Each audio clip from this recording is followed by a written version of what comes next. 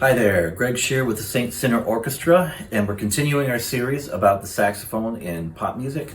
And in this video, we're going to be looking at the goats of rock and roll. Goats, greatest of all time.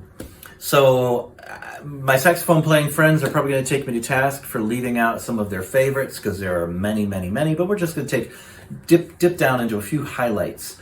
So as opposed to the previous video where we talked about the smooth sound of big band saxophone, in rock and roll it took a little bit coarser turn. So the sound of rock and roll, think about some of these early 50s songs, Yickety Yak, Don't Talk Back, those kinds of things. The saxophone solos were really brash and big, and I think that has some to do with the mouthpiece and some to do with the way that it's played and everything. But that was a style that was established early on in rock and roll, was a really big, brash kind of sound. So let's look at some examples. Clarence Clemons played with Bruce Springsteen for years, and he is kind of like the epitome of rock and roll saxophone. So let's take a listen to Clarence Clemons playing in Born to Run.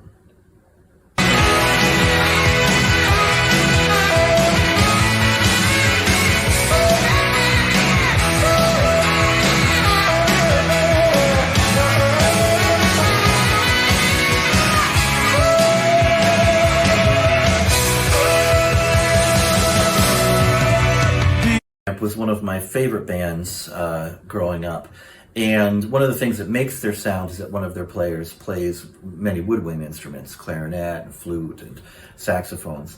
So we're going to listen to the Logical song off of their Breakfast in America album, and just hear how when that saxophone comes in, it's just this burst of energy that just kind of reignites the song midway through the song. Let's take a listen.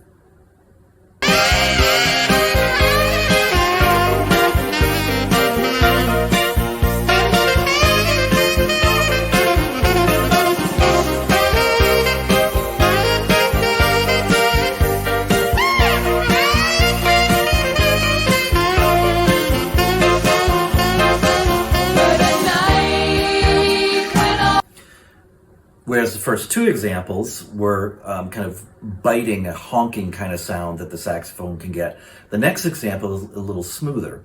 Jerry Rafferty's Baker Street is a classic song from the 70s, total hit. And I don't think it would have been the hit that it was without the saxophone that comes in the beginning of the song. Listen to how this changes how the intro sounds.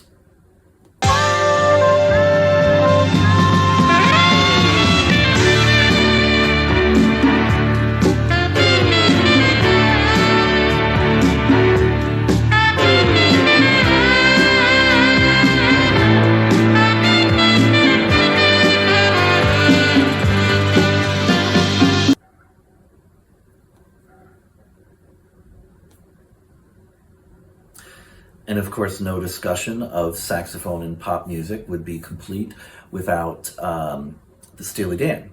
Steely Dan borrowed a lot from jazz, and so they did a lot of kind of traditional horn writing, included horns in a lot of their songs.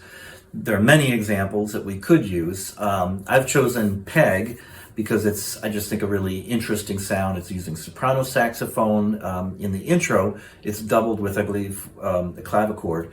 And it just has a really unique sound. It also, the intro has one of the best bass solos ever. It's beautiful.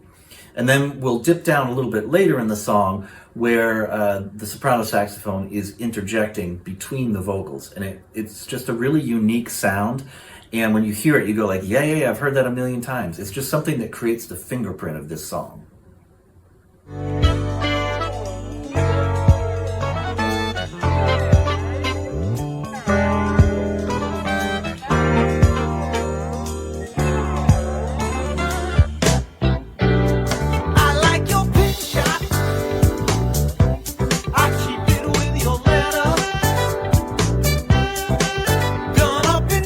And finally, in the 80s, the saxophone experienced a real resurgence. You had things like David Bowie's Modern Love. You had Huey Lewis, who had a saxophone as part of the band. And I'm going to play a song by Men at Work called Who Can It Be?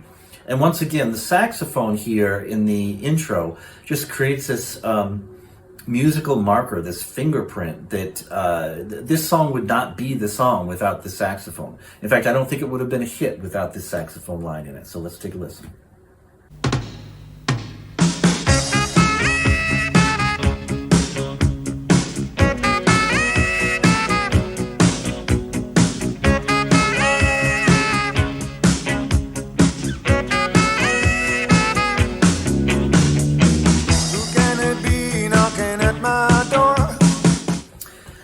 Like I said, this is just a really quick tour of the saxophone in rock and roll.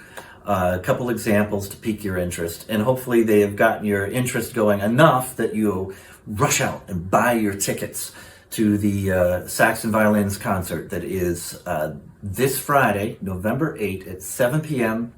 at the Stray. Get your tickets. Information is below.